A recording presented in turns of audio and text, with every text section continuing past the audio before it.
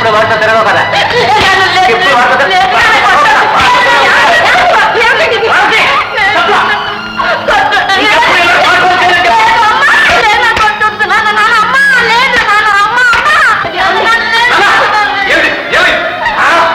నువ్వు ఇక్కడే ఉన్నావా? ఏం తప్పు చేసినా అలా పడడం? ఏం తప్పు చేసిందా? బలి తెగించింది మన గుమస్తా గారితో 10 మంది పరువు చేయాలని చూస్తాం. ఏమిటి? ఏమి సీతమ్మ గారింటికి వెళ్ళొస్తా అని చెప్పి రామచంద్ర తిరుగుతున్నావా? మనగుంటారు కొడతానా తాగు చెవులు మొత్తానా? ఇదిగో చెప్తున్నా నేను, ప్రేమలు పిచ్చి వేషాలు నా దగ్గర పనికిరావు. ఇటువంటి పోకిరి వేషాలు ఎవరు వేసినా సహించేది లేదు.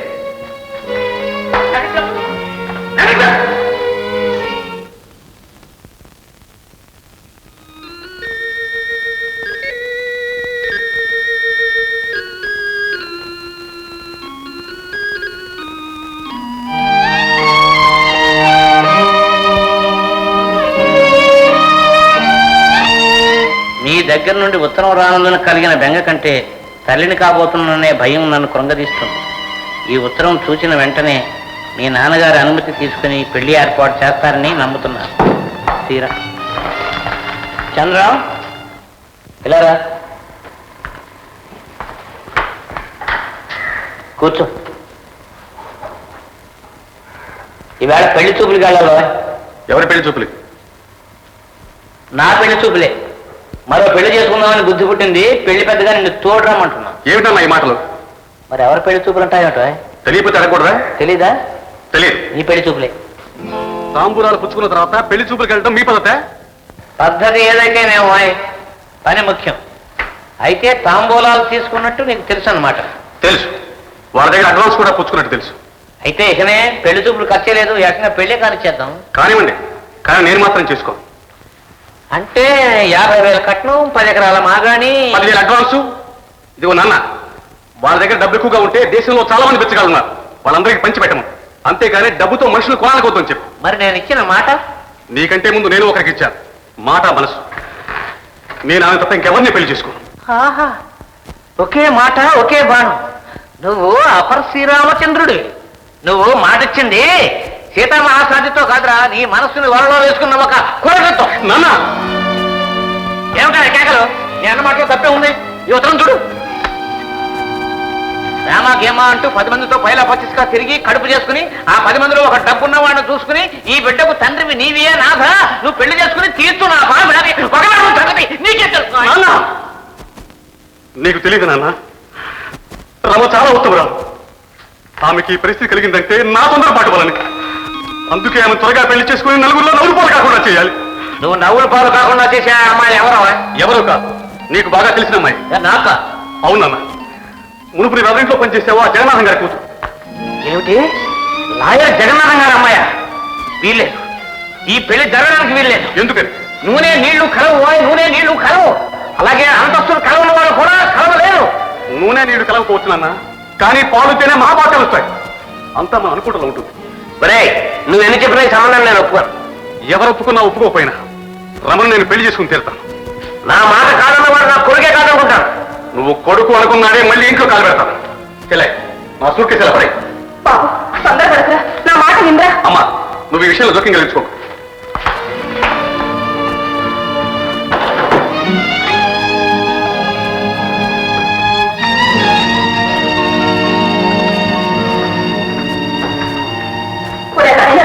ఆయన కోపం తగ్గాక నచ్చ ఒప్పిస్తానే, నా మాట విందా? లాభలేదు. డబ్బుతో మనుషులు కట్టేవాళ్ళు మంచి చెడు గుర్తుందలేదు. నాకు డబ్బే పోదా, మాత్రం దమ్మకం. ఆయన మారకపోతే పోయి నువ్వైనా మనసు మార్చుకోవచ్చు కదా. అమ్మా, మన పరిస్థితి రమణాంటి స్థితిలో ఉంటే నువ్వు ఇలా మాట్లాడగలవా? ఆమె బ్రతుకు బజారు పాలై ఏ గంటలో దూడితే ఆ పాప ఎవరికమ్మా? ముందుకు పోతే మొదలే, వెనకపోతే పులి అన్నట్టుగా పరిస్థితి. ఊరుకమ్మా, ఏనాటికైనా నాన్న మనసు మార్చుకోక తప్పదు. అందాక ఊరు మారు. ఆయన తెలుసు మారట నేను ఇంతవరకు చూడలేదు బాబు. అమ్మా, బాబు నువ్వెక్కడికి వెళ్ళకి ఇక్కడే ఉండు. మళ్ళీ వెళ్ళి ఒక్కసారి నాన్నగారితో మాట్లాడేస్తాను. ఏమండి, వాడు వెళ్ళిపోతున్నదండి. కొన్ని వాడికి నచ్చిన ఆ సంబంధం చేయకూడదండి. ఏమండి, మనకున్నది వాడొక్కడు, మనకున్న డబ్బు చాలదు. వాడికి అక్కర్లేని డబ్బు కోసం మనం ఎందుకండి తాపత్రయపడడం?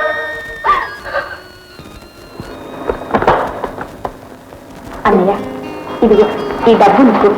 వదిలి పెళ్లి చేసుకుని సుఖంగా కాపురం చెల్లె, నా పెళ్లి కంటే ముందు నీ పెళ్లి చేయాలనుకున్నా, కానీ పర్వాలేదన్నయ్య, అన్ని సవ్యంగానే జరుగుతాయి. తీసుకో. వస్తాను చెల్లె. అమ్మకి ధైర్యం చెప్పు. నీ మాట నీ కొడుకు మాట విని మీ అడుగు జడంలో నడుచుకునే చవట కాదు ఈ శంకరయ్య. నేను ఎవడో త్వరలో చూపెడతాను. అమ్మా, నేను వెళ్ళొస్తాను. బాబు చంద్ర, నా మాట వెళ్ళొద్దురా బాబు. నాన్న, నేను వెళ్ళొస్తాను. ఏమండి, ఉండమని చెప్పండి, వెళ్ళొద్దని చెప్పండి. బాబు చంద్ర, వెళ్ళొద్దురా.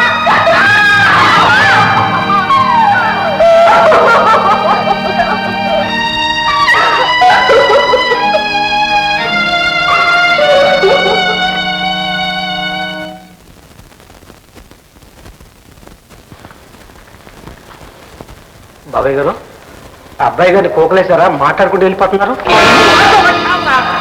ఇంట్లో అందరూ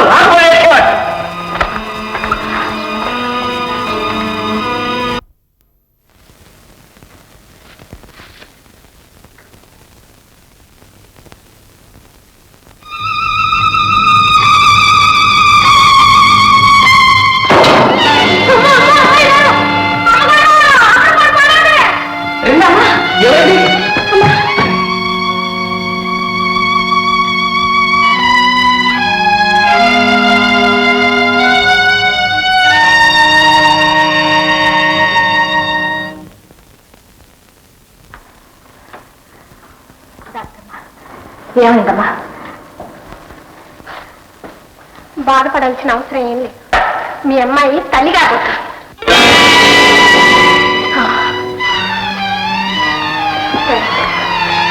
బాధపడాల్సిన అవసరం ఏంటి? అమ్మాయి తల్లి కాబోతుంది. అమ్మాయి తల్లి కాబోతుంది. అమ్మాయి తల్లి కాబోతుంది.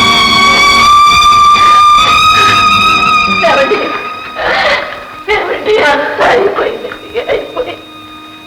మన పొరుగు గంగలో కలిసిపోయింది. నన్ను ఏం చేయమంటారో? నన్ను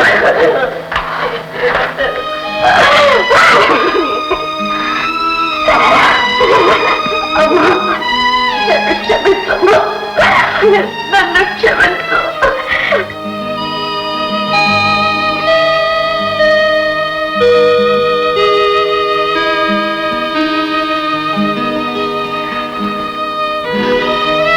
అమ్మా, ఇంత దూరం వచ్చిన తర్వాత మనం ఊరుకుంటే లాభం లేదు. నేను ఇప్పుడే చంద్రం ఊరికి వెళ్ళి అతనికి బుద్ధి చెప్పి లాభొచ్చి పెళ్లి పెళ్లి మీద కూర్చోబెడతాను. ప్రభాకర్, తొందరపడి ఏమీ ప్రయోజనం లేదు. ఆ శంకరయ్య సంగతి నీకు తెలీదు. మనిద్దరం కలిసే బయలుదేరతాం. అలాగేనమ్మా.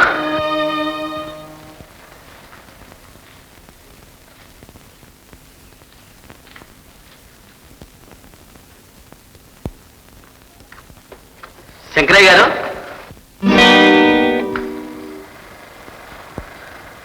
శంకరయ్య గారు. ఎవరు? మీరా? అమ్మగారు, రండి రండి రండి రండి రండి రండి బాబు. పార్వతి, పార్వతి. ఎవరు వచ్చారు చూడు. కూర్చోండి అమ్మగారు. అమ్మగారా, బాగున్నారా అమ్మా? రా బాబు, కూర్చో బాబు. కూర్చోనమ్మా. ఎవరు? ప్రభాకరం బాబా. పోల్చుకున్నారే? అదే బాబు, చిన్నప్పటి నుంచి ఒకటే నాకు ఎంతో ఇది కదా. చాలా థ్యాంక్స్ అండి. చంద్రం గారు బయటికి పోయాడు. తెలీదు అమ్మగారు. మీతో చెప్పకుండానే తల్లిదండ్రులకు తెలియకుండా ఈ రోజుల్లో యువతీ యువకులు అనేక పనులు చేస్తున్నారు బాబు. మాకు తెలిసి వచ్చేసరికి మా చేతులు దాటిపోతున్నాయి, వాళ్ళ చేతులు కాలిపోతున్నాయి. శంకరయ్య గారు, చిన్నవాళ్ళు చేతులు కాల్చుకున్నారని చిన్న చూపు మాని మందు పూసే బాధ్యత పెద్దల మీద లేదంటారా? ముందు కనుకనే మందు పూయాలని ప్రయత్నించాను. నా మందు వాడు వండుకు పడలేదమ్మా. శంకరయ్య గారు, వయసు ఉడుగుతుంది, అనుభవం ఆలోచిస్తుంది. జీవితానుభవం లేని మా అమ్మాయి మీ అబ్బాయి తొందరపడ్డారు. మీరన్నట్టుగానే చేతులు కాల్చుకున్నారు. ఇప్పుడు మీరు వాళ్ళని దీవిస్తే వాళ్ళ జీవితాలు సుఖపడతాయి. ఏమోనమ్మా, మా వాడు ఎంత చెప్పినా నా అంతరాత్మ అంగీకరించలేదు. నెల తప్పిన పిల్లలు పెళ్లి చేసుకుని నలుగురు నవ్వులు బాలైతే వాడికంటే నేనే తల తీసేసుకున్నంత బాధపడతాను. మా అబ్బాయిని మర్చిపోండి. మేము మీరు చివరకు మా చెల్లాయి కూడా మీ వాడిని మర్చిపోగలం. కానీ ఆమె కడుపులో పెరుగుతున్న మీ మనవడు ఈ భూమి మీద బ్రతికినంత కాలం తన తండ్రిని మర్చిపోగలడంటారా? ఏమో, అదంతా నాకు తెలియదు. 50,000 కట్నం 10 ఎకరాల పొలం ఇస్తున్న సంబంధం చేయారిపోతుంది. అంతకంటే విలువగా నా మాట పోతుంది. ఆ విషయం నేనలా మర్చిపోగలను? శంకరయ్య గారు, మీరు కాదంటే అమ్మాయి బ్రతకదు. నా కూతురుతో పాటు మీ వంశాంకురం కూడా పోతుంది. వాళ్ళిద్దరి ప్రాణాలతో పాటు మా పొరుగు గంగ పాలవుతుంది. ఇవి చేతులు కావు, కాళ్ళు అనుకోండి.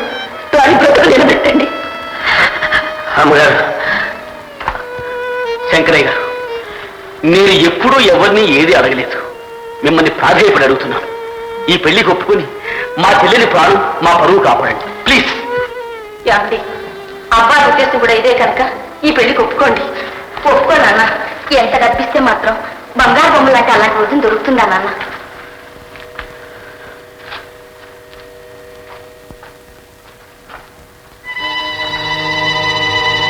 సరేనమ్మా, ఒప్పుకుంటున్నా. ఎందుకో తెలుసా? మీరు కోరేరని కాదు, మా అబ్బాయి కోరిక తీర్చాలని కాదు, మీ అమ్మాయి మీరు జారి వేసి కాదు, స్వర్గంలో ఉన్న మా జగన్నాథం గారి ఆత్మశాంతి కోసం ఒప్పుకుంటున్నా. చాలా సంతోషం అన్నయ్య. మెనీ థ్యాంక్స్ మామయ్య. అయితే ఒక షరతు. ఈ పెళ్లి వెంకటేశ్వర సమక్షంలో తిరుపతిలో జరగాలి. మీ మా బంధువులకి ఎవరికీ కూడా తెలియకూడదు. తెలిస్తే ఈ పెళ్లికి ఆటంకం కలగొచ్చు. పెళ్లి కాబోయే మా సరస్వతి జీవితానికి హాని కూడా కలగొచ్చు. మీ ఇష్ట ప్రకారమే కానివ్వండి అన్నయ్య. భగవంతుడి సన్నిధిలో పెళ్లి జరగడం కంటే మాకు కావాల్సింది ఉంది. త్వరలో ముహూర్తం నిర్ణయించి మాకు తెలియజేస్తే అలాగే